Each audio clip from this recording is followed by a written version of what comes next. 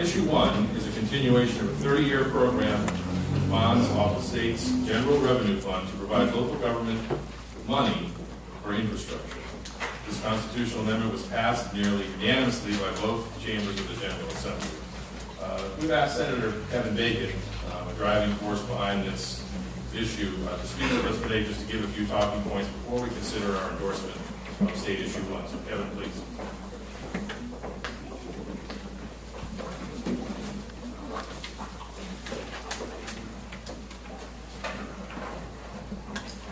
Thank you, Mr. Chairman, the officers, and the subcommittee members. I appreciate just a few minutes of time. This was a resolution, Senate Joint Resolution 6, that I co-sponsored with Senator Gail Manning. This would deal, this is a resolution that has been reauthorized. This would be the 4th time in the state's history. And what it would do is it would create a bond issuance to provide dollars to our local communities, primarily for infrastructure, water, waste sewage treatment, road, and bridge repair. And the reason for this, number one, it would amend Article 7 of the Constitution as we've done 3 times in the past. And the bond issuance would allow the issuance of funds over a 10-year time period at $175 million per year for the first 5 years and $200 million a year for the next 5, with a total of $1.87 billion.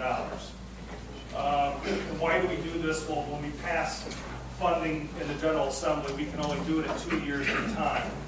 On our public works projects like this is the State Capital Improvement Program, SKIP as it's called, which is run by our Public Works Commission. We can take and bond out funds over a long period of time at a very good interest rate.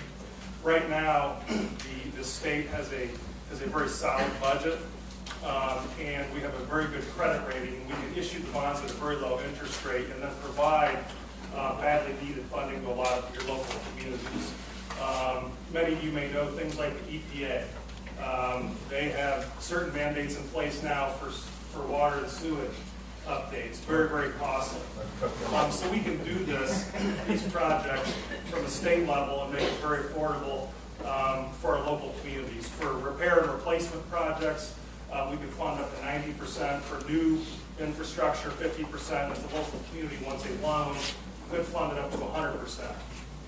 And the way these funds are allocated is we have 19 integrating committees across the state. Those currently exist because this is the way it was done in the last 3 issuances.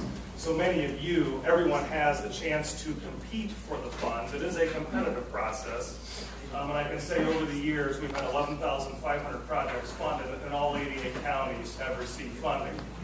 But there is a set of criteria, 10 points that must be used in the process, and it's done anonymously to ensure that the best product, I guess the best projects get funded, the ones in the most need, et cetera.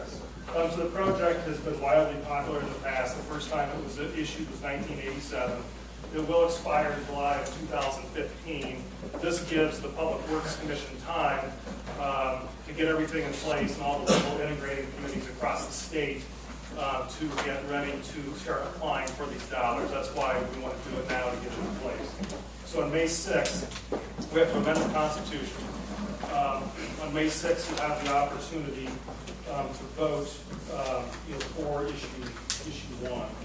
And I think I've hit most of my points. I'll stop in case there are any questions from the members.